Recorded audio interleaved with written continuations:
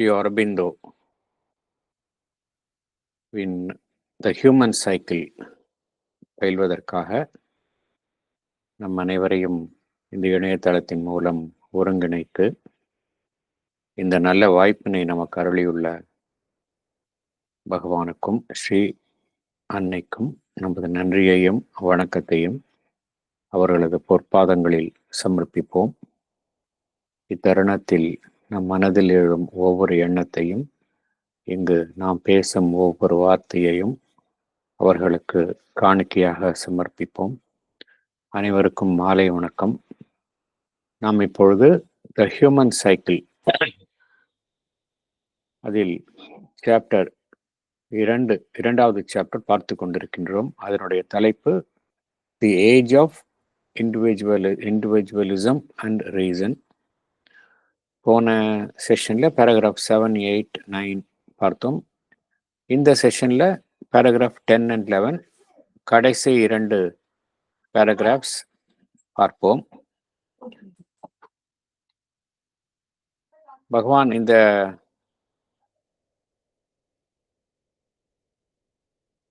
Individualism எப்படி படிப்படியாக அந்த மரபு சார்ந்த அமைப்பு கன்வென்ஷனலிசம் அதிலிருந்து இண்டிவிஜுவலிசம் எவ்வாறு தோன்றியுள்ளது, ஒவ்வொரு சமுதாயத்திலும் தோன்றுகிறது என்பதை விளக்குகின்றார். எஸ்பெஷலி ஐரோப்பாவில் அந்த விஞ்ஞானத்தின் வளர்ச்சி, டாமினேஷன் ஆஃப் சயின்ஸ், அது அந்த மனதினுடைய தேவைகளை,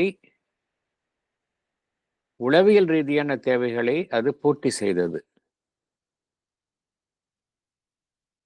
அனைத்தையுமே ஒரு நிரூபிக்கப்பட்ட உண்மையின் அடிப்படையில் விஞ்ஞானம் விளக்கியது.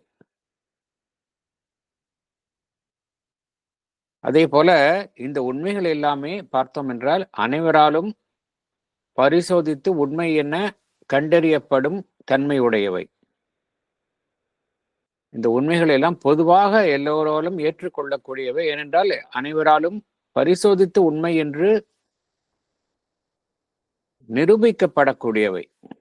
ஆகையினால் இவை இத்தகைய ஒரு விஞ்ஞானம் சார்ந்த வளர்ச்சி என்பதற்கு ஐரோப்பாவின் 19ஆம் நூற்றாண்டில் மிகப்பெரிய ஒரு வளர்ச்சி அந்த சமுதாயத்தில், விஞ்ஞானத்தை அடிப்படையாக கொண்ட அந்த சமுதாய வளர்ச்சி என்பது ஏற்பட்டது. ஆகையினால் இந்த ஐரோப்பிய நாகரிகம் எதன் அடிப்படையில் அமைந்தது என்றால், இந்த விஞ்ஞானத்தினுடைய விதி, அதன் அடிப்படையில் அமைக்கப்பட்டுள்ள உண்மை, அதன் அடிப்படையில் தான் 19ஆம் நூற்றாண்டு காலத்தில் அந்த நிலையை, அத்தகைய ஒரு நிலையை எட்டியது. இது என்ன, அந்த தனிமனிதன் சார்ந்த சமுதாயம், தனிமனிதனை சார்ந்த சமுதாயம், இண்டிவிஜுவலிஸ்டிக் ஏஜ், அதனுடைய ஒரு வெற்றியின் சிகரமாக இந்த காலகட்டம் கருதப்பட்டது. அதே சமயம் இதே காலகட்டம் எதற்கு வித்திட்டது என்றால், அந்த இண்டிவிஜுவலிசம், தனிநபரனுடைய அந்த ஒரு மேன்மை, செல்வாக்கு, இதற்கு ஒரு முடிவு கட்டும் காலமாகவும் அதற்கான ஒரு முடிவை அமைக்கும் ஒரு காலகட்டமாகவும் அது அமைந்தது.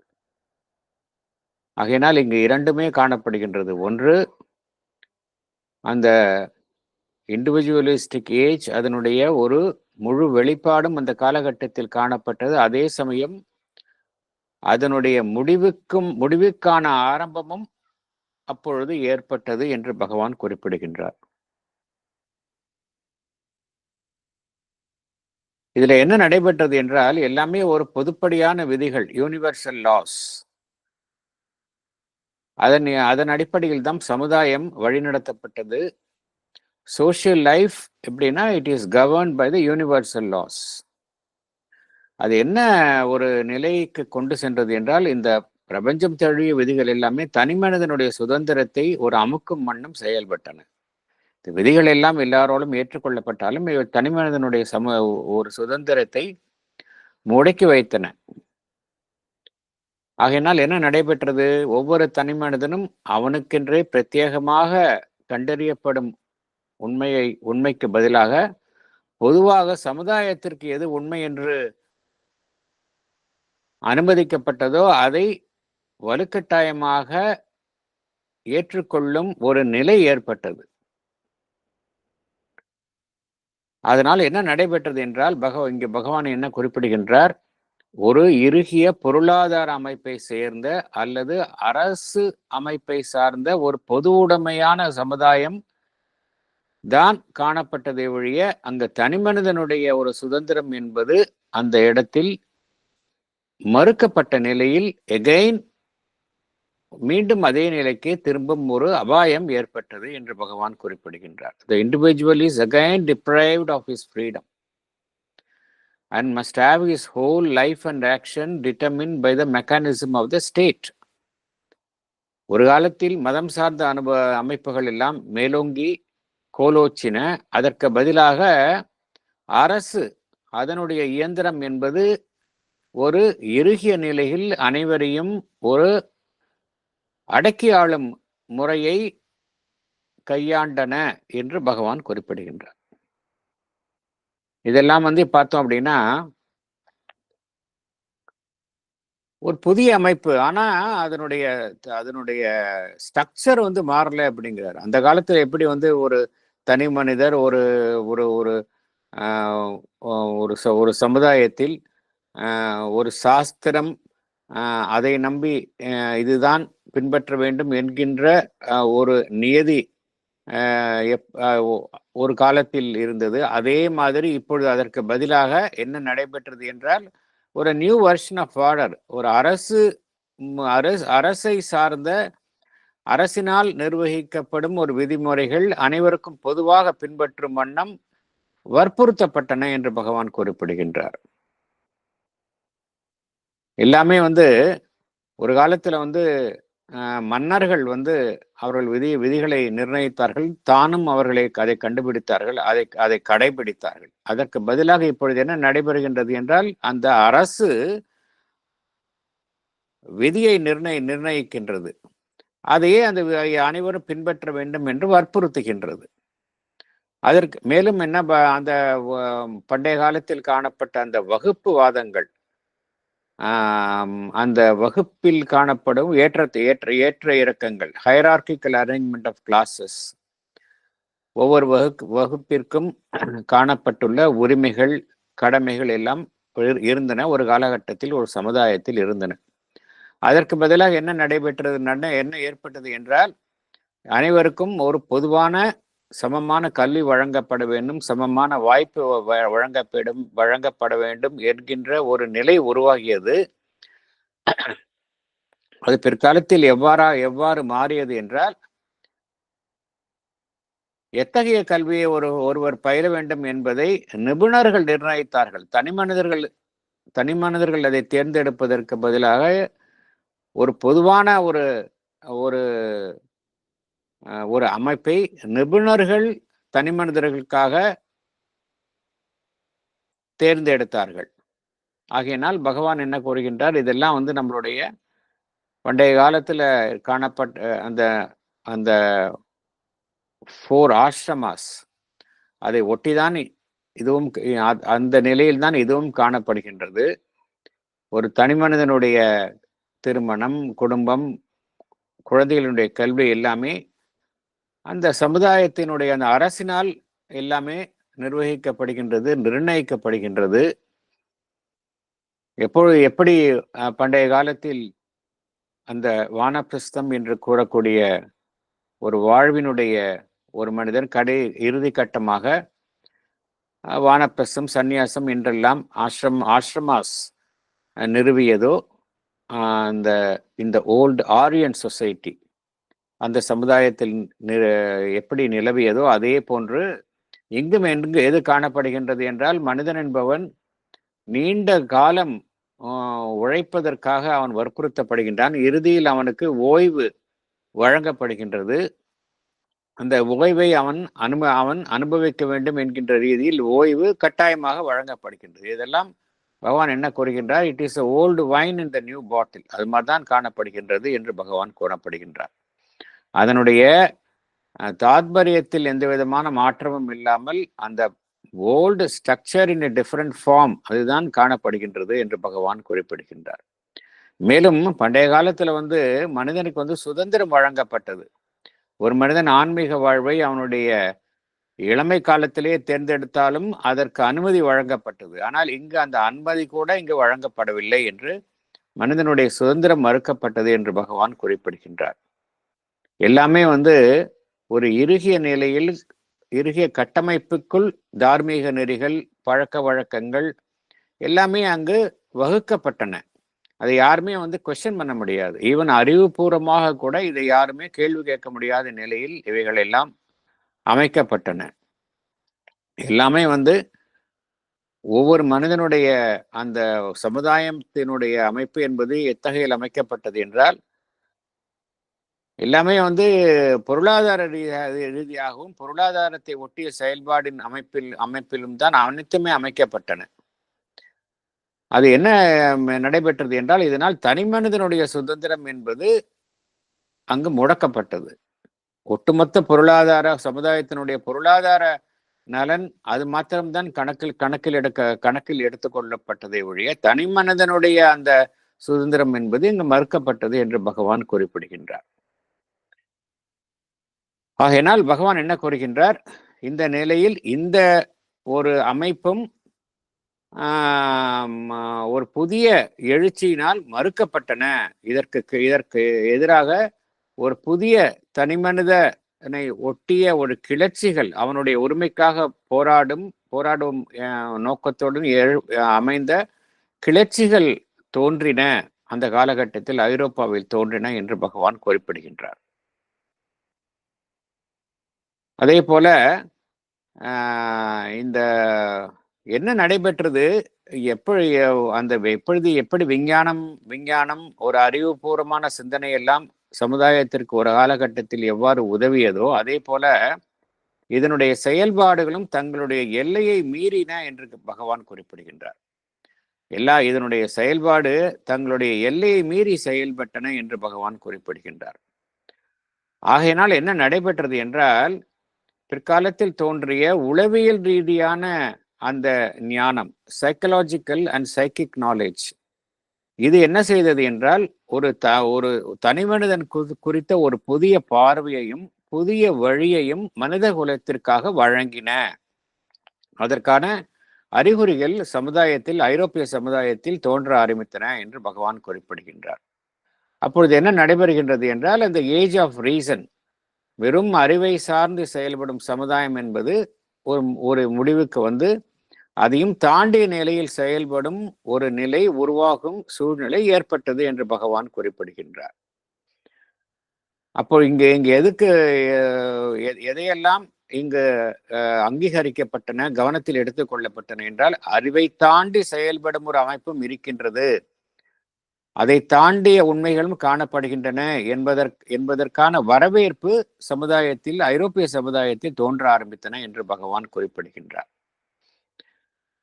ஆகையினால் பகவான் என்ன கூறுகின்றார்? இதெல்லாம் எதை சுட்டி காட்டுகின்றன என்றால், இந்த இண்டிவிஜுவலிஸ்டிக் ஏஜ், தனி மனிதனை சார்ந்த சமுதாயம் அந்த காலகட்டம் என்பது மாறி சப்ஜெக்டிவ் ஏஜ், ஒரு தனி மனிதனுடைய உளவியல் ரீதியான சிந்தனையை ஒட்டிய அமையும் சமுதாயம் என்பது அமைவதற்கான அறிகுறிகள் தோன்ற ஆரம்பித்து விட்டன என்று பகவான் குறிப்பிடுகின்றார். இப்ப இதுதான் பேராகிராஃப் 7, 8, 9. இப்ப பேராகிராஃப் 10 and 11 இதற்கு உள்ளே செல்லலாம். The Human Cycle, Chapter 2, The Age of Individualism and Reason. Paragraph 10. Secondly, The West, in its triumphant conquest of the world, has awakened the slumbering East and has produced in the midst an increasing struggle between an imported Western individualism and the old conventional principle of society. The latter is here rapidly, there slowly breaking down, but something quite different from Western individualism may very well take its place. Some opine, indeed, that Asia will reproduce Europe's age of reason with all its materialism and secularist individualism, while Europe itself is pushing onward into new forms and ideas. But this is in the last degree improbable. On the contrary, the signs are that the individualistic period in the East will be neither of long duration nor predominantly rationalistic and secularist in its character. Thank you. Thank you. Can I read, sir? Yes, please. Salient points. The victorious conquest of the world by the West has awakened the East from its sleep, resulting in an increasing struggle between the imported Western individualism and the old conventional principle of the society. In the breaking down of the conventional order in the East, something quite different from the Western individualism might take place.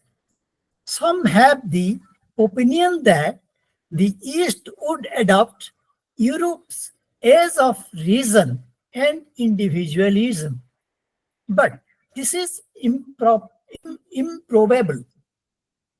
There are signs that the individualistic period in the East will neither be long nor rationalistic and secularist in its character.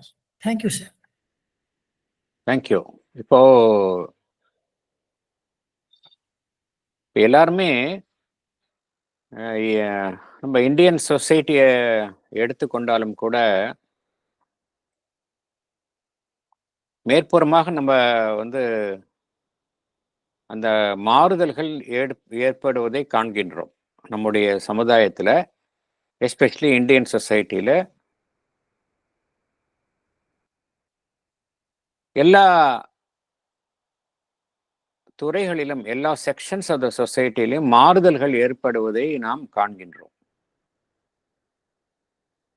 இந்த மாறுதல்கள் குறித்து நம்முடைய பார்வை எவ்வாறு இருக்கின்றது என்றால், அந்த மாறுதல்களை நாம் சரியாக புரிந்து கொள்கின்றோமா என்பதுதான் கேள்வி. என்ன கூறுகின்றோம்? நாம் இந்த மேற்கத்திய கலாச்சாரத்தை நாம் கண்மூடித்தனமாக காப்பி அடிக்கின்றோம். மேற்கத்திய கலாச்சாரத்தினுடைய அந்த செல்வாக்கு என்பது வெகுவாக நம்முடைய சமுதாயத்தில் மேலோங்கி வருகின்றது.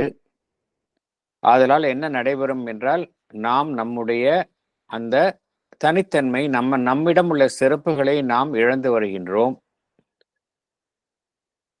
இதையெல்லாம் பார்க்கும் பொழுது நமக்கு ஒரு அச்சம் வருகின்றது.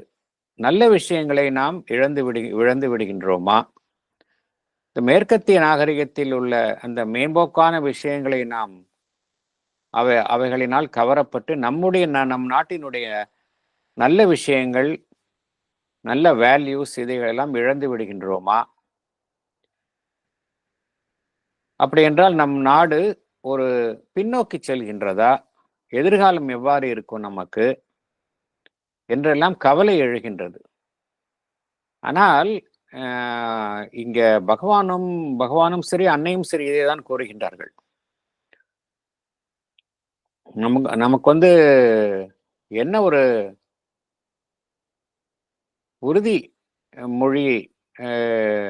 உறுதி ஏற்படுகின்றது என்றால், என்ன ஒரு அஷூரன்ஸ் இங்கு பகவான் அளிக்கின்றார் என்றால், நோ டவுட் நம்முடைய அந்த கடந்த 200 வருடங்களாக காணப்படும் காணப்படும் அந்த மேற்கத்திய நாகரிகத்தினுடைய ஒரு தாக்கத்தின் விளைவாக கடந்த 1000 வருடங்களாக உறங்கிக் கொண்டிருந்த நிலையிலிருந்து நாம் விழித்து எழுந்து வருகின்றோம். அதில் ஒன்றும் சந்தேகம் இல்லை. நிச்சயமாக நம்மிடம் அந்த மேற்கத்திய தனிமனிதனை சார்ந்த அந்த வாழ்வு என்பதும் மேலோங்கி வருகின்றது. அதையும் நம்மால் மறுக்க முடியாது. அந்த இண்டிவிஜுவலிஸ்டிக் டெண்டன்சிஸ் இங்கேயும் வருகின்றது. எல்லா நிலைகளிலும் நம்ம காண்கின்றோம். மனித உரிமைகள் வெகுவாக மதிக்கப்படுகின்றன. அதெல்லாம் பாசிட்டிவ் டெவலப்மெண்ட்ஸ். அதே சமயம் நெகட்டிவ் டெவலப்மெண்ட்ஸும் ஏற்படுகின்றது. ஆனால் பகவான் இங்க என்ன கூறுகின்றார்? நம்முடைய நாடு, எஸ்பெஷலி ஈஸ்ட், எஸ்பெஷலி இந்தியா, இதுக்கெல்லாம் பார்த்தோம் அப்படின்னா இந்த சில விஷயங்கள்லாம் வேரூன்றி இருக்கின்றன. வேரூன்றி ஆழமாக பதிந்து நம்முடன் இரண்டர கலந்து இருக்கின்றன. அதை அவ்வளவு சுலபமாக வேரோடு பெயர்த்து எழுந்து தூக்கி எறிய முடியாது. அதனால என்ன சொல்கின்றார் பகவான்? அந்த தாக்கம் ஏற்படும், உண்மைதான். நம் நாட்டிலும் பார்த்தோம் அப்படின்னா அந்த அறிவு சார்ந்த சிந்தனை, ஏஜ் ஆஃப் ரீசன், அதனுடைய செல்வாக்கு அதிகரிக்கும், உண்மைதான். ஆனால் இந்த ஆன்மீகத்தை மறுக்கும் அந்த போக்கும், வெறும் பொருளாதார அடிப்படையில் செயல்படும் அந்த அமைப்பும், மெட்டீரியலிசம் அண்ட் செக்யூலரிசம். செக்யூலரிசம் என்றால் பகவான் இங்க குறிப்பிடுவது எந்த அர்த்தத்தில் குறிப்பிடுகின்றார் என்றால், எவ்வித சார்பும் இல்லாமல் இருக்கக்கூடிய அந்த சார்பற்ற தன்மை, ரேஷனலிசம் அண்ட் செக்யூலரிசம் என்று குறிப்பிடுகின்றார். ரேஷனலிசம் என்றால் அந்த வெறும் அறிவை சார்ந்து மாத்திரமே செயல்படுவது. I will not accept anything which is supra rational. என்னுடைய அறிவுக்கு புறம்பாக எதெல்லாம் காணப்படுகின்றதோ அதை நாம் ஏற்றுக்கொள்ள மாற்றேன் என்கின்ற ஒரு மனோபாவம். செக்யூலரிசம் என்றால் அப்கோர்ஸ் நாம் மதம் சார்பின்மை என்று கூறுகின்றோம். ஆனால் இங்க பகவான் எந்த அர்த்தத்தில், எந்த பொருளில் பகவான் உபயோகிக்கின்றார் என்றால், எவ்விதமான ஆன்மீக சார்புடைமை இல்லாமல் இருத்தல். அதுதான் நீங்க அந்த அர்த்தத்தில் தான் பகவான் யூஸ் பண்றார். நம்ம வழக்கமாக யூஸ் பண்ற அந்த செக்குலரிசம், மத சார்பின்மை, அந்த அர்த்தத்துல பகவான் யூஸ் பண்ணல. பகவான் என்ன சொல்றாரு? எந்த விதமான ஒரு ஆன்மீக நாட்டமும் ஆன்மீக சார்பும் இல்லாத நிலை தான் செக்குலரிசம் என்று கூறுகின்றார். இதெல்லாம் பகவான் என்ன கூறுகின்றார்? இதெல்லாம் நீண்ட காலம் இங்கு நிலைக்காது அப்படிங்கிறார். ஏன்னா நம்மளுடைய மண்ணினுடைய அந்த தன்மை அது மாதிரி இருக்கின்றது. த சயின்ஸ் ஆர் தட், அதற்கான அறிகுறிகள் பகவானை கோருவது 100 வருடங்களுக்கு முந்தையே இந்த ட்ரெண்டை குறிப்பிடுகின்றார். The signs are that the individualistic period in the East will neither be long duration, will be neither of long duration nor predominantly rationalistic and secularist in its character அப்படிங்கிறார். So இது நமக்கெல்லாம் நம்பிக்கை அளிக்கக்கூடிய ஒரு உறுதிமொழியாக காணப்படுகின்றது. ஃபார் எக்ஸாம்பிள், இந்தியாவில் பார்த்தோம் அப்படின்னா, இந்தியா எல்லா இடத்துலையும் பார்த்தோம் அப்படின்னா இந்த ரேஷனலிசம் அண்ட் செக்யூலரிசம் இதெல்லாம் டிகேட்ஸ், பல்லாண்டு காலமாக பேசப்பட்டு வருகின்றது. இருந்தாலும் பார்த்தோம் அப்படின்னா மனிதனுடைய அடிப்படை பிடிப்பு டுவர்ட்ஸ் ஸ்பிரிச்சுவாலிட்டி என்பது இருந்து கொண்டுதான் இருக்கின்றது. அதை நம்ம நம்மளிலிருந்து விலக்கவே முடியாது. இதே கருத்தை தான் பகவான் சுவாமி விவேகானந்தரும் கூறுகின்றார். இந்திய மண்ணில் என்ன ஒரு விசேஷம் என்றால், ஒரு இந்தியனையும் அவன் சார்ந்திருக்கும் அந்த மத சார்புள்ள அவனுடைய மதத்தின் அந்த ரிலீஜியஸ் இன்க்ளினேஷன் இதையும் பிரிக்கவே முடியாது அப்படிங்கிறார். ஏன்னா நம்மளோட ரத்தத்திலே அது ஓடுது. அதனால்தான் பகவான் என்ன கூறுகின்றார், இங்க அது மாதிரி என்னதான் அதனுடைய தாக்கம் இருந்தாலும் அதனுடைய செல்வாக்கு நீண்ட காலம் இருக்காது அப்படிங்கிறாரு பகவான். நோ டவுட் இது நம்மளுடைய ஒரு உறங்கிக் கொண்டிருந்த நிலையிலிருந்து நம்மை விழித்தெழுவதற்கு அந்த மேற்கத்திய அந்த தாக்கம் என்பது நம்முள் நமக்கு ஒரு தூண்டுகோலாக அமைந்தது என்பதை மறுக்க முடியாது. இருந்தாலும் ஒரு இந்த ஸ்ட்ரகிளும் இருக்குது.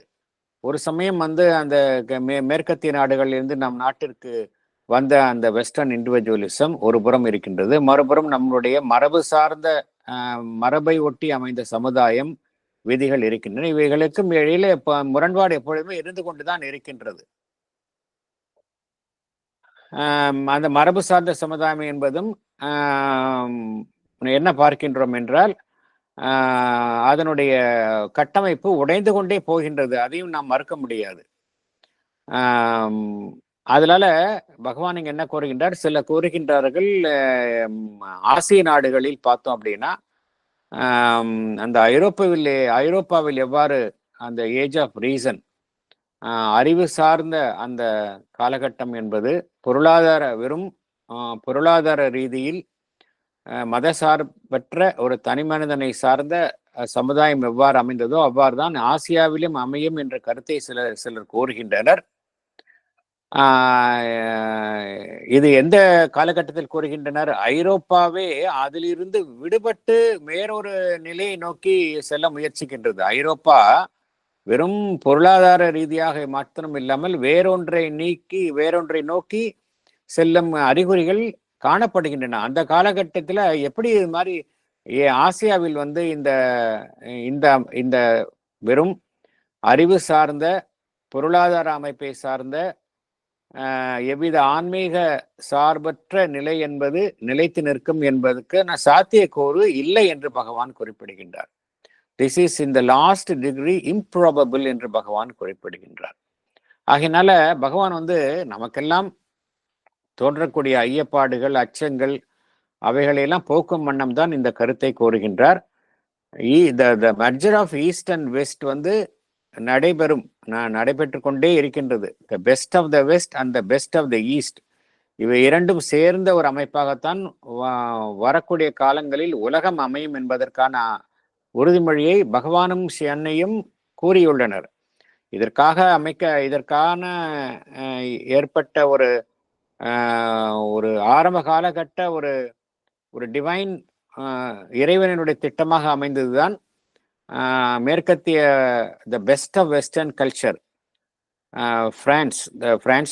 த கண்ட்ரி ஆஃப் பிரான்ஸ் வந்து எதை பிரதிநிதித்துவம் படுத்தது என்றால் the best of western culture. அதுவும் த பெஸ்ட் ஆஃப் ஈஸ்ட் பகவானும் இணைந்து செயல்பட்டதே பார்த்தோம் அப்படின்னா இந்த உலகத்தை இந்த பாதையில் அமைத்து செல்வதற்காகத்தான். இந்த வெஸ்ட்ல உள்ள பெஸ்ட்டும் ஈஸ்ட்ல உள்ள பெஸ்ட்டும் இணைந்து செயல்படும் ஒரு அமைப்பாக உலகம் அமைய வேண்டும் என்பதை நோக்கி செல்வதற்கான ஒரு தருணம் தான், ஒரு அமைப்பு தான் ஸ்ரீ அன்னையும் பகவான் அரவிந்தரும் இணைந்து செயல்பட்டது என்பதும் பகவானே கூறியுள்ளார். ஸ்ரீ அன்னையும் அவ்வாறு தான் கூறியுள்ளார்கள்.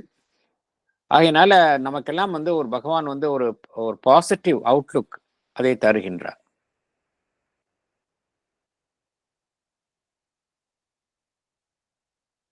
அடுத்தது போகலாம்.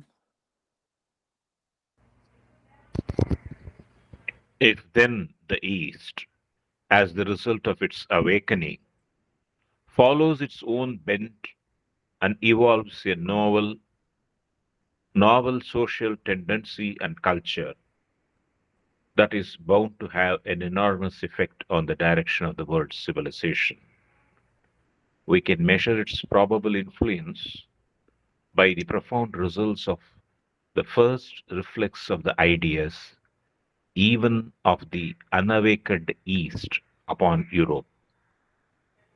Whatever that effect may be, it will not be in favor of any reordering of society on the lines of the still current tendency towards a mechanical economism, which has not ceased to dominate mind and life in the Occident.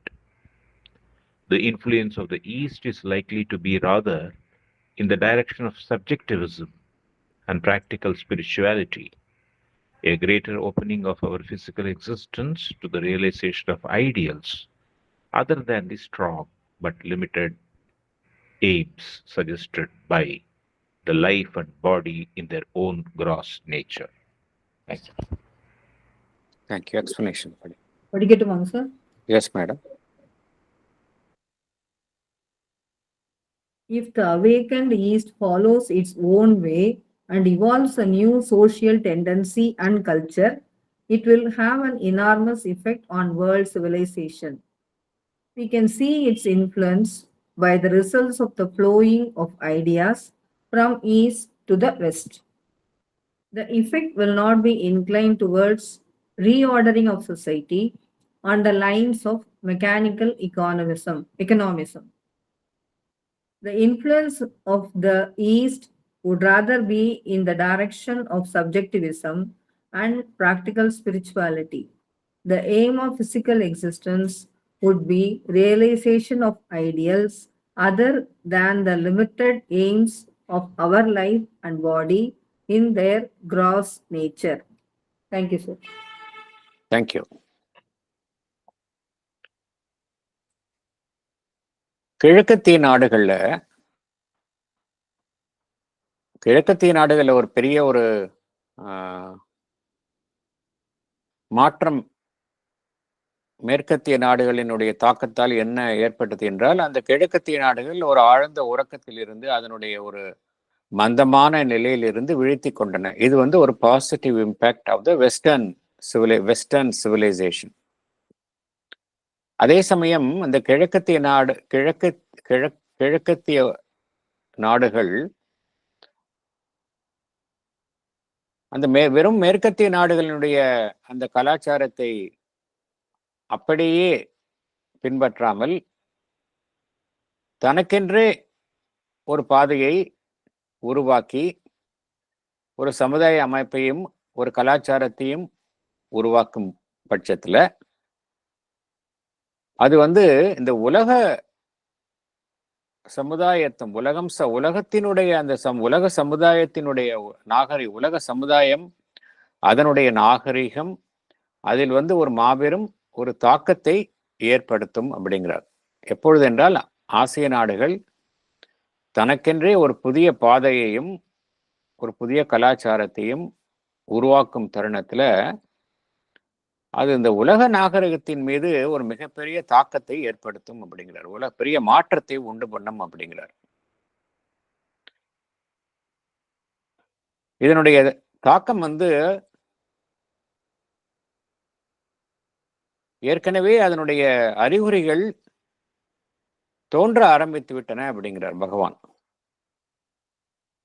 கிழக்கத்திய நாடுகளினுடைய செல்வாக்கு என்பது, கிழக்கத்திய நாடுகள் என்னதான் அவைகள் ஒரு விழிப்பற்ற நிலையில் இருந்தாலும் அதனுடைய செல்வாக்கு ஐரோப்பிய நாடுகளின் மேல் காணப்படுவதை நாம் ஏற்கனவே காண துவங்கியுள்ளோம் அப்படிங்கிறார் பகவான்.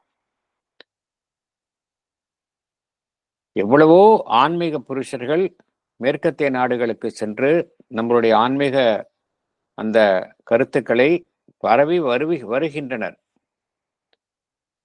இது சுவாமி விவேகானந்தர் காலத்தில் இருந்து தொடர்ச்சியாக நடைபெற்று வருகின்றது. ஒரு மிகப்பெரிய தாக்கத்தை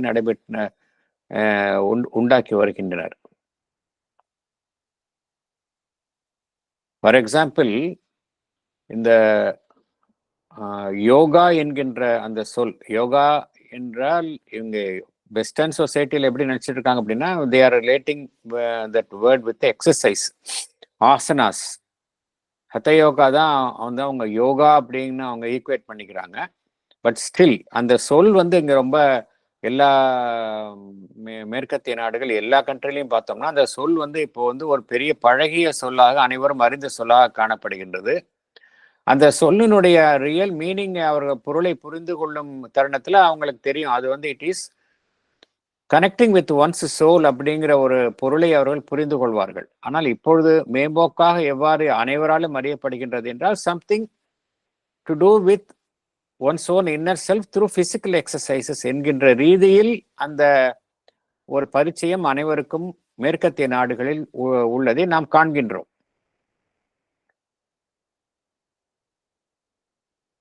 இந்த கிழக்கத்திய நாடுகள்ல பார்த்தோம் அப்படின்னா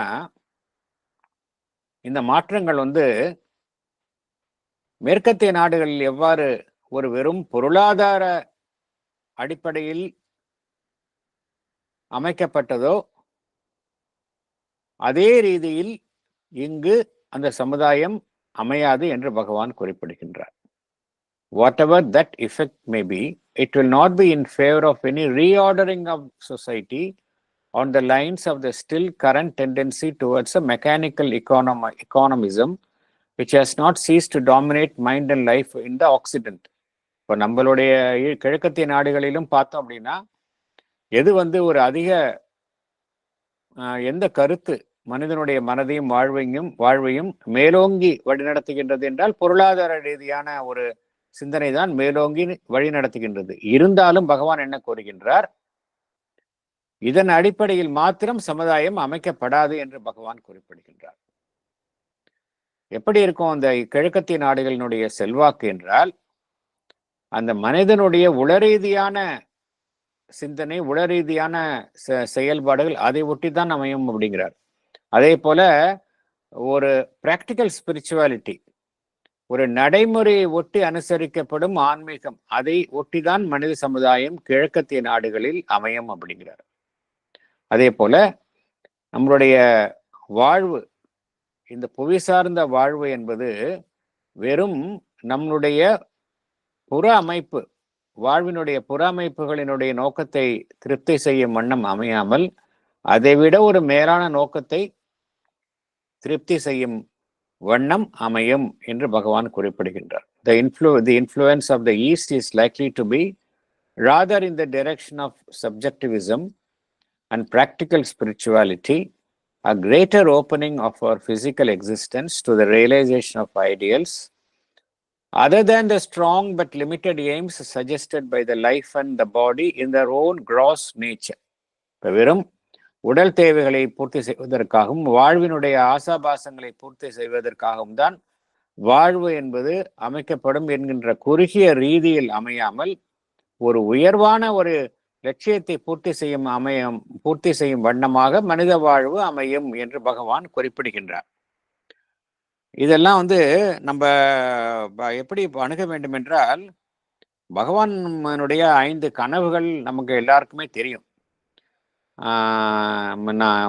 நம்ம நாடு சுதந்திரம் பெற்ற அன்றைக்கு அவர் திருச்சி வானொலிக்காக அவர் வழங்கிய செய்தியை நாம் அனைவரும் அறிவோம். அதுல பகவான் என்ன கோருகின்றார்? அப்பொழுதே என்ன கோருகின்றார்? அந்த resurgence and liberation of the peoples of Asia அப்படிங்கிறார். கிழக்கத்திய நாடுகளினுடைய அந்த மக்களினுடைய ஒரு எழுச்சி, அவர்களுடைய விடுதலை. ஏன்னா அந்த காலகட்டத்தில் பெரும்பான்மையான ஆசிய நாடுகள் அடிமைப்பட்டு இருந்தன.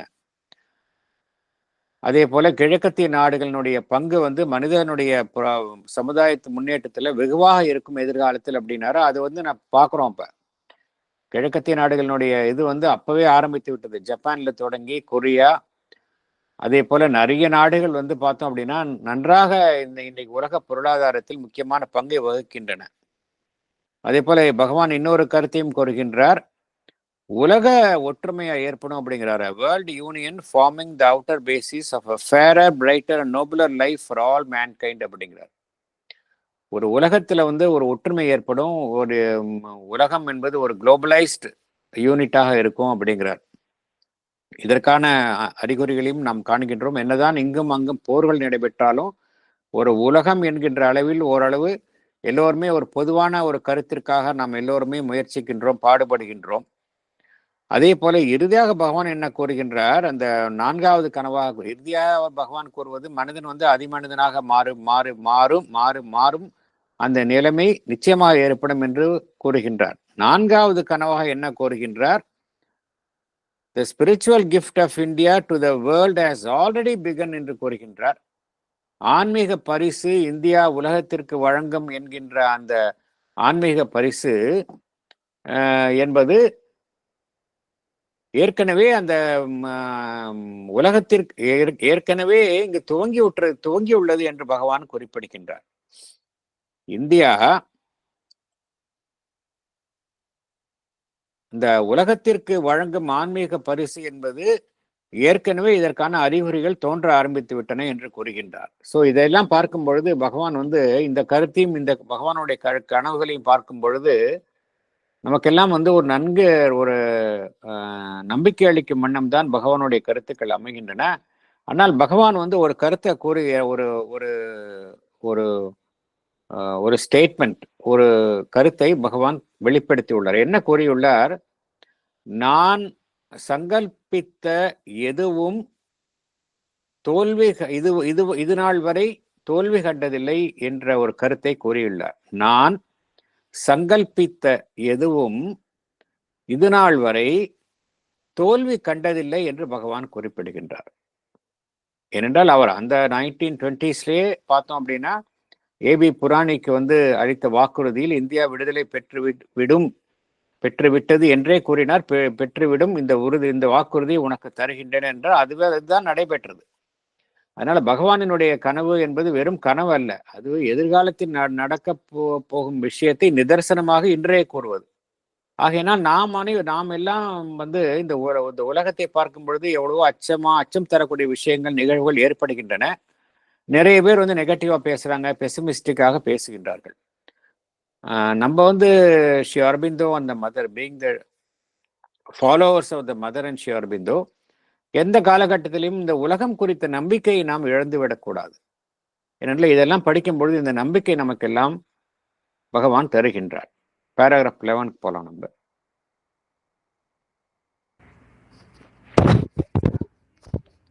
Paragraph 11.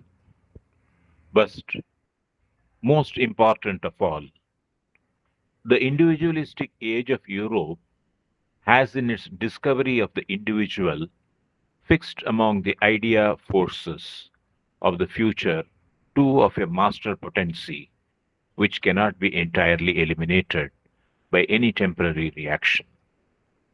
The first of these, now universally accepted, is the democratic conception of the right of all individuals as members of the society to the full life and the full development of which they are individually capable.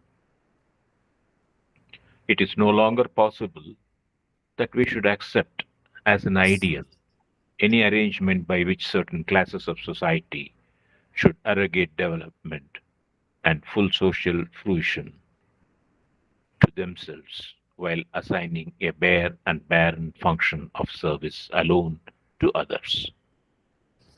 Thank you. Sir, படிக்கிறீங்க? Yes, madam. The individualistic age of Europe has fixed two principal ideas of great potency which cannot be eliminated by any temporary reaction. The first is the democratic conception of the right of all individuals to the full life and the full development of their potential. It would no longer be possible to accept an arrangement in which certain privileged classes of the society preempt all the development and social benefits for their use, leaving fruitless service to the others. Thank you, sir. Okay, thank you.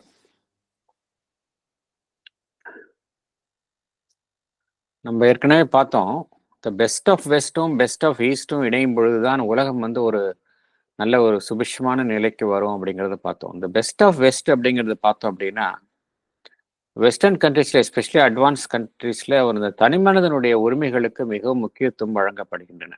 இப்போ தனிமனிதன் எடுத்துக்கிட்டா அவன்கிட்ட இருக்கிற potential ஃபுல்லா develop ஆகிறதுக்கு எந்த விதமான இடையூறும் எந்த ஒரு அமைப்பும் ஏற்படுத்தக்கூடாது என்பதில் எல்லா விதமான விதிகளும் இதை வற்புறுத்துகின்றன. தனிமனிதன் என்று எடுத்துக்கொண்டால் தனிமனிதன் வந்து எந்த ஒரு உச்சக்கட்ட நிலைக்கும் செல்ல முடியும். அவனுடைய பெஸ்ட் ஆஃப் பொட்டன்ஷியலை அவன் வெளிப்படுத்துவதற்கு எந்த விதமான தடையும் சமுதாயத்தில் இருக்கக்கூடாது என்பதில் ரொம்ப தீர்மானமாக நன்கு வளர்ச்சி அடைந்த மேற்கத்திய நாடுகள் இருக்கின்றன. அதனுடைய தாக்கம் வந்து நம்ம நாட்டிலும் உண்டாகுவதை காண்கின்றோம். ஸோ ஆகையினால அது பகவான் இங்க என்ன கூறுகின்றார், இந்த இண்டிவிஜுவலிஸ்டிக் ஏஜ்ல வந்து இரண்டு விஷயங்கள் வந்து ரொம்ப வலிமையாக, இரண்டு கருத்துக்கள் வந்து இரண்டு வலிமையாக இங்கு நிறுவப்பட்டன அப்படிங்கிறார். ஒன்று வந்து அந்த எல்லா தனி மனிதர்களுக்கும் அந்த தங்களுடைய செயல்பாடை தங்களிடம் எது சிறப்பாக உள்ளதோ அவைகளை வெளிப்படுத்துவதற்கான வாய்ப்பு என்பது அவர்களுக்கும் அனைவருக்கும் ஒரு சம உரிமையாக வழங்கப்பட்டது. எல்லாருக்குமே வந்து இந்த அந்த ஒரு மனிதரை எடுத்துக்கொண்டால் அவர்களுடைய ஃபுல் லைஃப், அவர்களுடைய ஃபுல் டெவலப்மெண்ட், இதற்காக எல்லாருக்குமே வந்து ஒரு சம வாய்ப்பு, சம உரிமை வந்து வழங்கப்பட்டது. இது வந்து ஒரு முதல் ஒரு கருத்து என்று பகவான், முதல் எண்ணம், ஒரு ஒரு திட்டமாக இங்கு செயல்படுகின்றது என்று பகவான் குறிப்பிடுகின்றார். ஆகையினால இதுல வந்து வளர்ச்சி அடையாத காலகட்டத்தில் சமுதாயங்கள்ல என்ன பார்க்கின்றோம், சமுதாயத்தில் வந்து அனைவருக்குமே வந்து ஒரு சமமான வாய்ப்பு என்பது வழங்கப்படாத நிலை இருந்தது.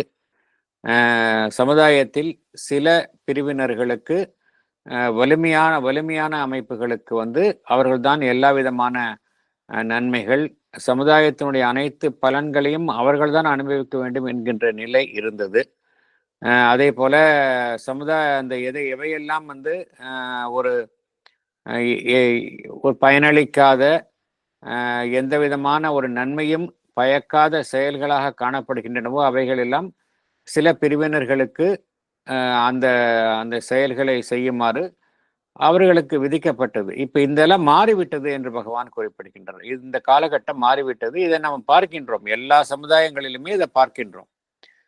தனிமனிதன் என்கின்ற எடுத்துக்கொண்டால் தனிமனிதன், ஒவ்வொரு தனிமனிதனுக்கும் அவன்கிட்ட இருக்கிற சிறப்பான அம்சங்களை வெளிப்படுத்துவதற்கான அனைத்து வாய்ப்பும் சமுதாயத்தில் வழங்கப்படுகின்றது. மேற்கத்திய நாடுகளில் இது வந்து இதை வந்து ரொம்ப நன்றாக இதை வந்து இந்த விதியை எல்லோருமே அனுசரிக்கின்றார்கள். நம்மளுடைய இந்தியாவிலும் பார்த்தோம் அப்படின்னா அதற்கான அரசியல் ரீதியான அமைப்புகள், விதிகள் அமைக்கப்பட்டுள்ளன. அதனால இது இந்தியாவில் மாத்திரமல்ல, எல்லா நாடுகளிலுமே பார்க்கின்றோம். இது வந்து ஒரு வரவேற்கத்தக்கக்கூடிய மாற்றம் என்று கூறுகின்றார். அடுத்தது போகலாம்.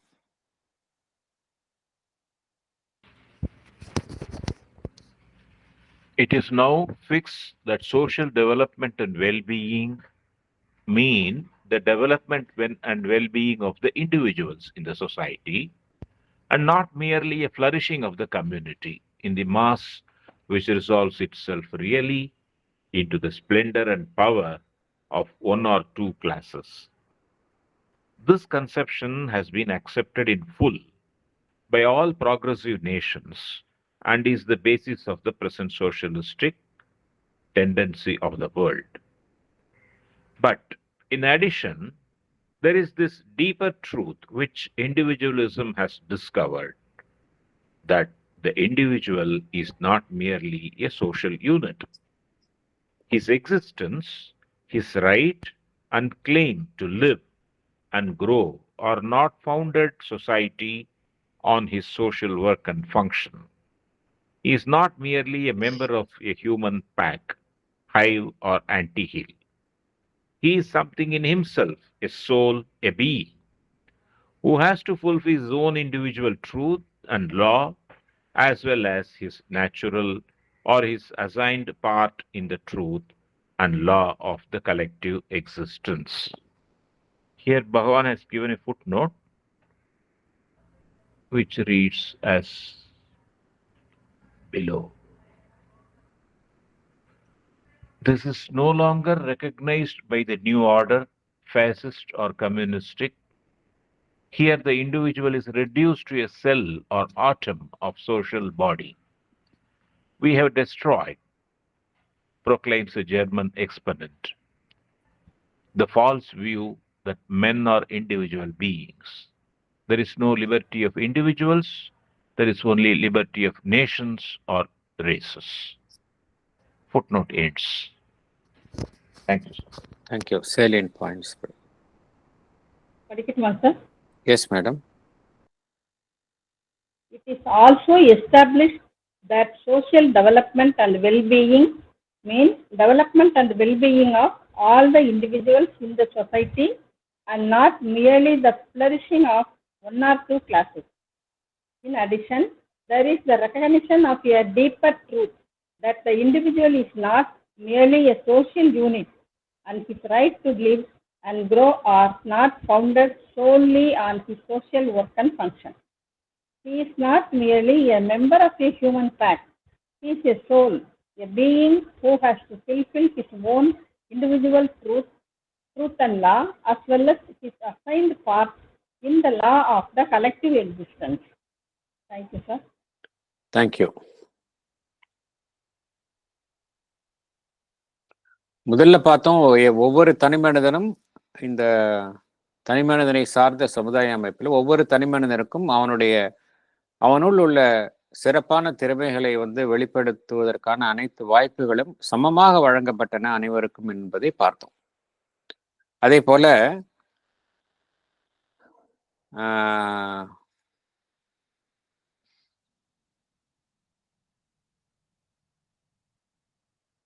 இதுல ஒவ்வொரு தனி மனிதனும் இன்னொரு முக்கியமான ஒரு குறிக்கோளும் இங்கு கவனத்தில் எடுத்துக்கொள்ளப்படுகின்றது.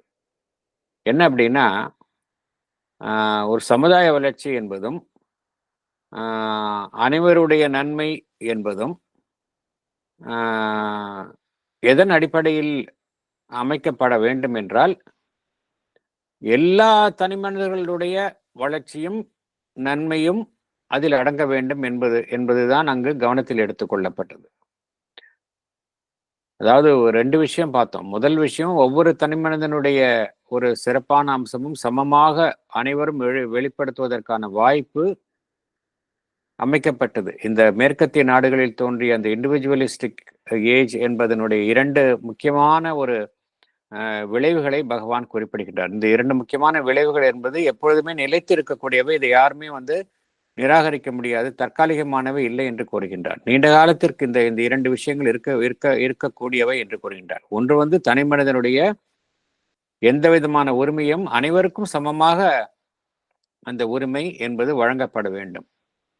இரண்டாவது, ஒட்டுமொத்த சமுதாய வளர்ச்சி, ஒட்டுமொத்த மனித குலத்தினுடைய நன்மை என்பது சில சமுதாயத்தில் உள்ள சில குறிப்பிட்ட ஒரு குழு இல்ல ஒரு அமைப்பினுடைய ஒரு நன்மையோ ஒரு வளர்ச்சியோ பொறுத்தது அல்ல, ஒவ்வொரு தனி மனிதனுடைய வளர்ச்சியும் அதில் அடங்கும் அப்படிங்கிறார்.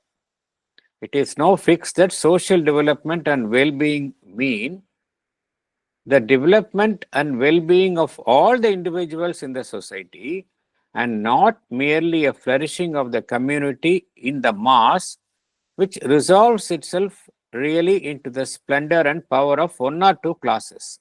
ஒரு சமுதாயம் நன்கு வளர்ச்சி அடைந்தது அப்படின்னா என்ன, அதற்கு அறிகுறி என்ன அப்படின்னா, அதில் இருக்கக்கூடிய ஒவ்வொரு தனி மனிதரும் அந்த வளர்ச்சியில ஒவ்வொரு தனி மனிதரும் அது வளர்ச்சி அடைய வேண்டும். ஒவ்வொரு தனி மனிதரும் அவருடைய வாழ்க்கையும் அதனுடைய ஒரு சிறப்பாக அமைய வேண்டும். அதுதான் ஒரு சமுதாயத்தினுடைய வளர்ச்சி என்பதற்கான ஒரு சிறந்த அறிகுறி.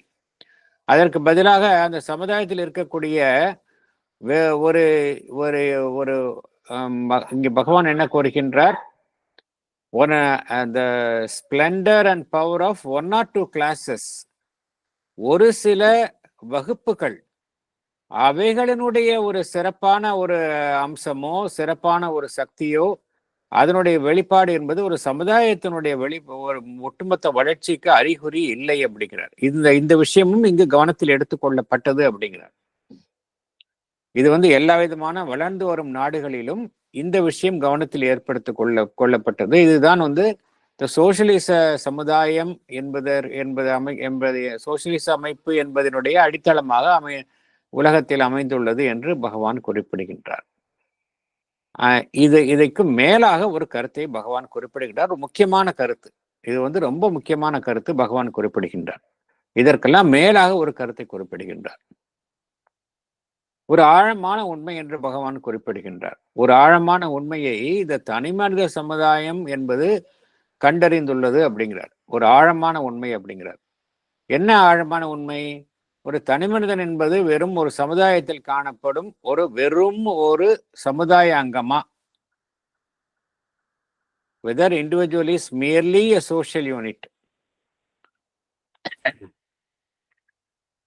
வெறும் அவனுடைய வாழ்வும் அவனுடைய வாழ்விற்கான முகாந்தரமும் அந்த சமுதாயத்தில் அவன் வேலை செய்ய வேண்டும், சமுதாயத்தினுடைய நலனுக்காக பாடுபட வேண்டும் என்பதை மட்டுமே ஒட்டி அமைந்துள்ளதா?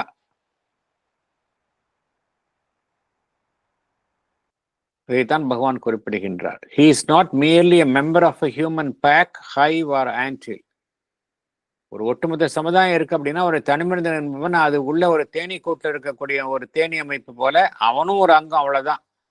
இல்லை, சமுதாயம் என்பதுதான் முக்கியத்துவம் மொழி. தனிமனிதன் என்பவன் அதில் இருக்கிற ஒரு பார்ட், அவ்வளவுதானே ஒழிய அதற்கு அதை தாண்டி அவனுக்குன்னு ஒரு பெரிய இம்பார்ட்டன்ஸ் கிடையாது என்கின்ற நிலைமை இல்லை என்பது உணர்ந்து கொள்ளப்பட உண்மையாக இருக்கின்றது அப்படிங்கிறார். He is not merely a member of a human pack, hive or anthill அப்படிங்கிறார். He is something in himself. அவனை ஒவ்வொரு தனிமனிதனும் எடுத்துக்கொண்டால் அவன் ஒரு விசேஷமான ஒரு அம்சத்தை உடையவனாக இருக்கின்றான்.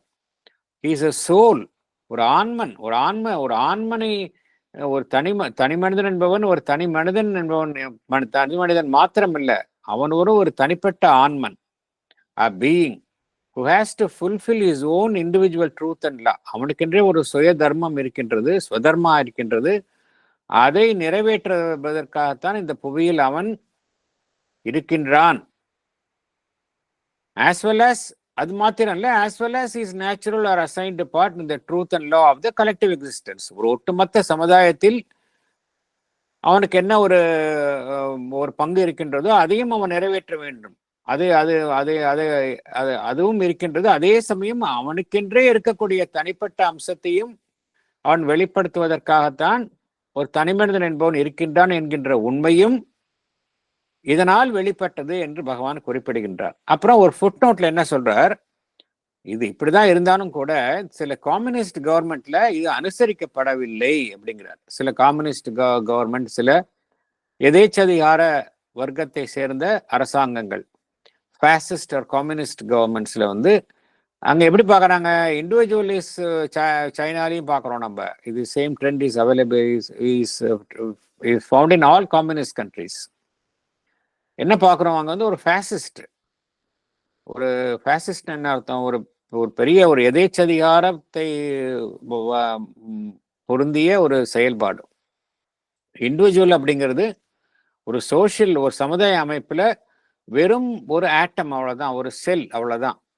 He is reduced to a cell or atom of the social body. ஒரு ஜெர்மானிய அறிஞர் என்ன கூறுகின்றார் என்று பகவான் அவரை மேற்கோள் காட்டுகின்றார். We have destroyed the false view that men are individual beings. இது ரொம்ப பகவான் ஒரு ஜெர்மன் ஒரு அறிஞர் என்ன கூறுகின்றார், அவர் பிரகடனம் செய்கின்றார். என்ன செய்கின்றார்,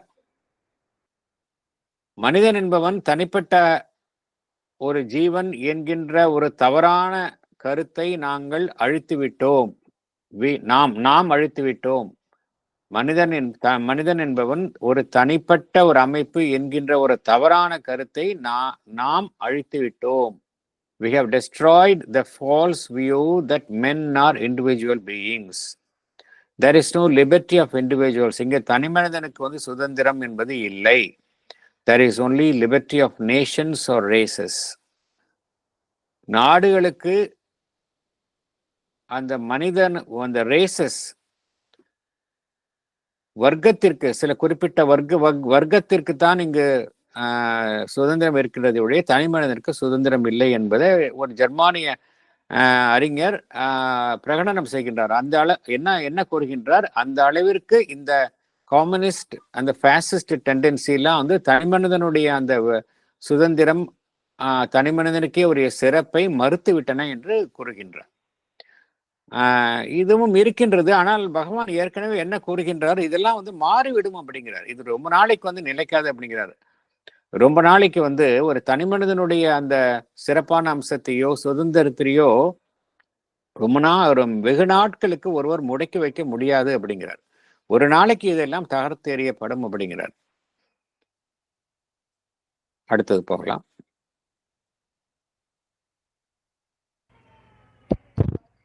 He demands freedom, space, initiative for his soul, for his nature, for that puissant and tremendous thing which society so much distrusts and has labored in the past either to suppress altogether or to relegate to the purely spiritual field an individual thought, will, and conscience.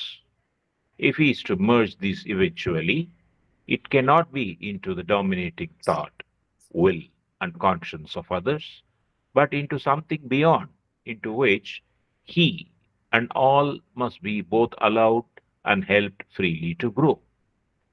That is an idea, a truth, which, intellectually recognized and given its full exterior and superficial significance by Europe, agrees at its root with the profoundest and highest spiritual conceptions of Asia and has a large part to play in the molding of the future. Thank you. Thank you. Salient points. படிக்கட்டுமா sir? Yes, sir. Salient points. He demands freedom, space for his soul, for his nature, for an individual thought, will, and conscience, which the society has suppressed altogether and were relegated to the purely spiritual field. These cannot be merged into the dominating thought, will, and conscience of others, but into something he and all must be allowed to grow. This truth, which is intellectually recognized and given superficial significance in Europe, agrees at its root with the highest spiritual conceptions of Asia and has a greater role to play in molding the future. Thank you, sir. பகவான் இங்க என்ன கூறுகின்றார்? ஒவ்வொரு தனிமனிதனும் எடுத்துக்கொண்டால் அவன் முழு சுதந்திரத்தை விழைகின்றான். அவனுக்கென்றே ஒரு ஸ்பேஸ் வேணும் அப்படிங்கிறான். நீங்க குழந்தையை எடுத்துக்கொண்டால் கூட அதுவும் சுதந்திரத்தை நாடுகின்றது. அதற்கென்றே ஒரு இடத்தை தனியாக வேண்டும் என்று அது விரும்புகின்றது. ஒவ்வொரு மனிதருக்கும் ஒரு ஃப்ரீடம் வேணும், ஒரு ஸ்பேஸ் வேணும். தன்னுடைய ஆன்ம வளர்ச்சியை விரிவுபடுத்துவதற்காக அவனுக்கு எல்லா சூழ்நிலையிலும் அமைய வேண்டும். அதே போல ஒவ்வொரு தனிமனிதருக்கும் அந்த தனிமனித சிந்தனை, தனிமனித சங்கல்பம், தனிமனிதனுடைய அந்த conscience, individual thought, individual will, individual conscience, இதற்கு இதனுடைய செயல்பாடு முழு வீச்சில் ஒவ்வொரு மனிதனும் செயல்படுத்த வேண்டும். எந்த விதமான ஒரு பங்கமும் இதற்கு ஏற்படுத்தாமல் முழு வீச்சில் செயல்பட வேண்டும் என்கின்ற ஒரு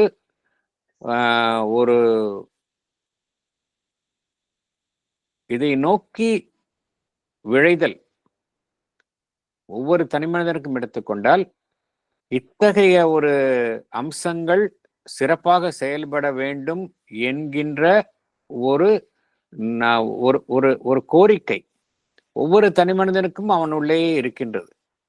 ஆனால் இந்த ஒவ்வொரு தனிமனிதனும் அவனுடைய தனிப்பட்ட சிந்தனை, சங்கல்பம், அவனுடைய அந்த கான்ஷியன்ஸ், அவனுடைய இன்னர் பீயிங், அதை ஒட்டி அதனுடைய வழிநடத்திற்கு ஏற்ப செயல்படுவது என்பதெல்லாம் சமுதாயத்தில் பார்த்தோம் அப்படின்னா காலம் தொட்டு இவைகள்லாம் சந்தேகத்துடன் பார்க்கப்பட்டன.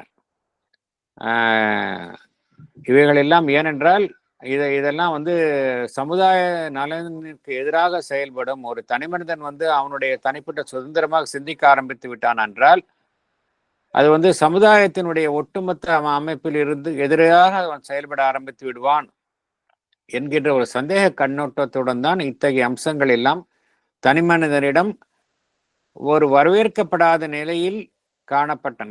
சமுதாயம் எவ்வாறு இதை பார்த்தது என்றால் இதெல்லாம் டவுட்ஃபுல்லா பார்த்தது. இதெல்லாம் அப்படின்னா தனிமனிதன் என்பவன் சமுதாயத்திற்கு கட்டுப்படாமல் ஒரு அமைப்பாக மாறிவிடுவான் என்கின்ற ரீதியில் இவைகளை எல்லாம் ஒரு முடக்கி வைக்கப்பட்ட நிலையில் தான் இருந்தன. ஆனால் மனிதன் மீண்டும் மீண்டும் எதை நாடுகின்றான் என்றால் அவனுக்கென்றே ஒரு சுதந்திரம் வேண்டும், தனிப்பட்ட ஒரு ஸ்பேஸ் வேண்டும், அவனுடைய ஆன்ம வளர்ச்சிக்காக எல்லா விதமான சூழ்நிலைகளும் அமைய வேண்டும்.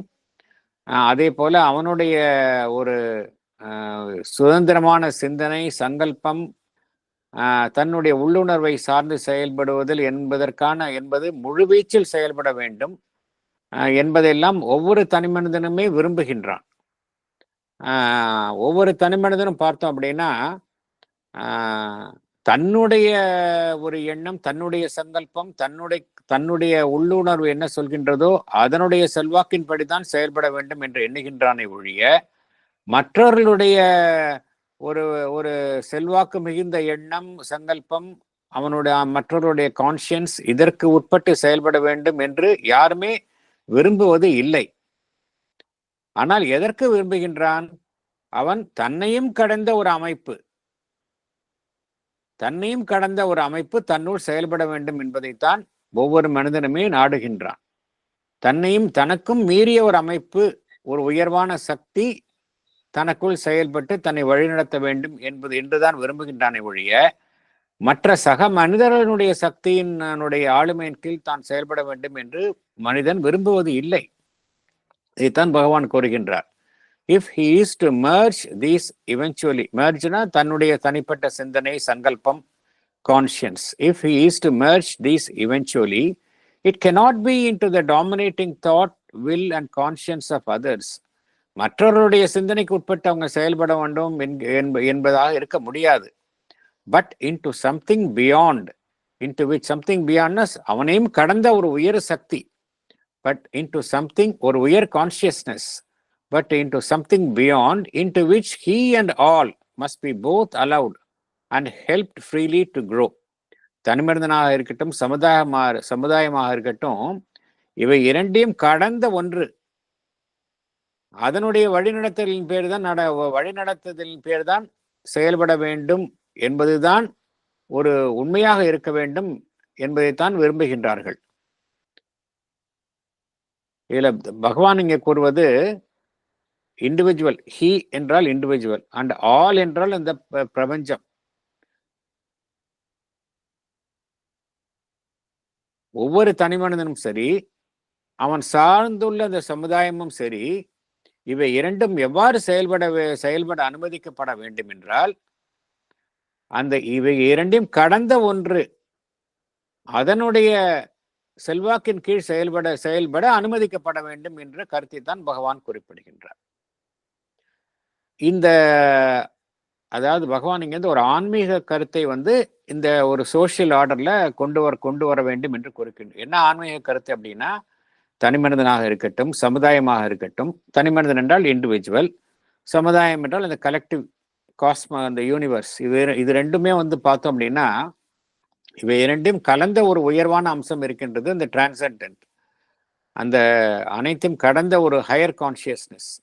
அதன் வழி நடத்துதலின் பேர் தான் இவை இரண்டுமே செயல்பட அனுமதிக்கப்பட வேண்டும். இந்த ஒரு விதை போன்ற ஒரு எண்ணம், இந்த எண்ணத்தை பகவான் என்ன கூறுகின்றார், இந்த உண்மை என்பது அறிவுபூர்வமாக அங்கீகரிக்கப்பட்டுள்ளது அப்படிங்கிறார். That is an idea, a truth which intellectually recognized. இந்த எண்ணத்தை, இந்த உண்மையை அறிவுபூர்வமாக அங்கீகரிக்கப்பட்டு உள்ளது அப்படிங்கிறார். That is an idea, a truth which intellectually recognized. அறிவுபூர்வமாக இதை மேற்கத்திய நாடுகள் ஒப்புக்கொண்டுள்ளன. And given its full exterior and superficial significance. அதற்கு வெளிப்படையில பார்த்தோம்னா வெளிப்படையாகவும் ஒரு மேம்போக்கான நிலையும் இதற்கான முக்கியத்துவம் மேற்கத்திய நாடுகளில், ஐரோப்பிய நாடுகளில் வழங்கப்பட்டுள்ளது. இந்த ஆன்மீக சிந்தனை என்பது மேற்கத்திய நாடுகளில் இப்பொழுது தோன்றியுள்ளது. தனி மனிதனையும் சமுதாயத்தையும் கடந்த ஒரு அமைப்பிற்கு தான் அதனுடைய ஒரு உயர் உணர்வு நிலையில் செயல்பட வேண்டும் என்கின்ற ஒரு சிந்தனை, அறிவுபூர்வமான சிந்தனை என்பது மேற்கத்திய நாடுகளில் தற்பொழுது தோன்ற ஆரம்பித்துள்ளது என்று கூறுகின்றார். இதனுடைய மூலம், இந்த சிந்தனைக்கான மூலத்தை பார்த்தோம் அப்படின்னா அது எதனுடன் ஒத்து போகின்றது என்றால் ஆசிய நாடுகளில் உள்ள அந்த ஆழமான உயர்வான ஒரு ஆன்மீக கருத்து, ஆன்மீக கண்ணோட்டம் அதனுடன் ஒத்து போகின்றது அப்படிங்கிறார். இந்த சிந்தனை தான் இந்த உலகத்தினுடைய எதிர்காலத்தை வழிநடத்துவதில் ஒரு முக்கியமான பங்கை வகிக்கும் என்று கூறுகின்றார். எந்த சிந்தனை என்றால் தனி மனிதன், சமுதாயம் என்பது இவைகள் இரண்டையும் தாண்டிய ஒரு உயர்வான அமைப்பு, ஒரு ஹையர் கான்சியஸ்னஸ், அதன் மூலம் வழிநடத்தப்பட வேண்டும் என்கின்ற அந்த சிந்தனையின் ஒட்டி அந்த செயல்படும் ஒரு அமைப்பு தான் எதிர்காலத்தில் இந்த உலகத்தினுடைய எதிர்காலத்தில் இந்த உலகத்தினுடைய செயல்பாட்டில் ஒரு முக்கியமான பங்கை வகிக்கும் அப்படிங்கிறார். That is an idea, a truth which intellectually recognized and given its full exterior and superficial significance by Europe, agrees at its root with the profoundest and highest spiritual conceptions of Asia, and has a large part to play in the molding of the future.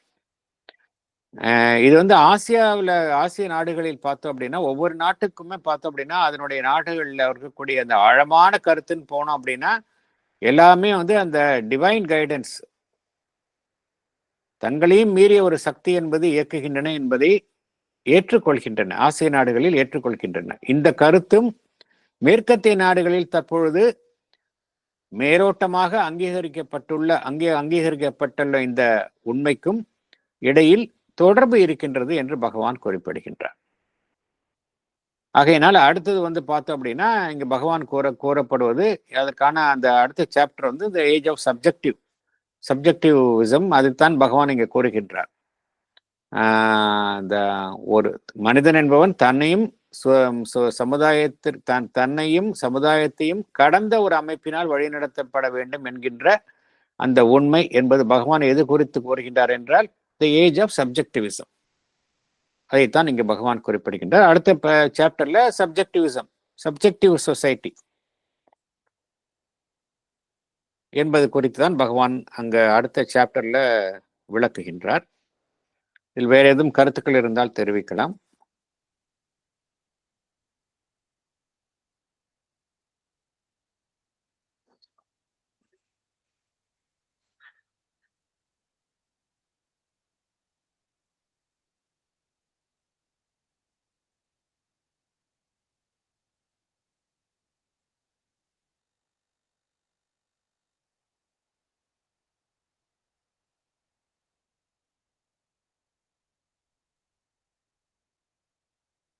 வேறு எதுவும் கருத்துக்கள் இல்லை அப்படின்னா நம்ம முடித்துக்கொள்ளலாம். அடுத்த Tuesday வந்து இந்த human சைக்கிள்ல பகவான் வந்து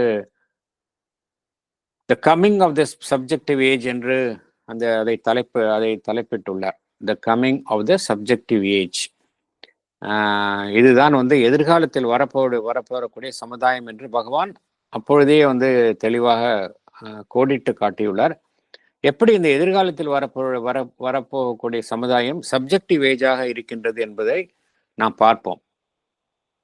ஏன்னா பகவான் தரக்கூடிய கருத்துக்கள் எல்லாம் முற்றிலும் நாம் அறியாதது, புதிய வெளிச்சத்தில் பகவான் அனைத்தையும் காட்டுகின்றார். அந்த 3rd சாப்டர்ல நம்ம பார்க்கலாம். வேறொன்றும் கருத்துக்கள் இல்லை அப்படின்னு நம்ம செஷனை முடித்துக் கொள்ளலாம்.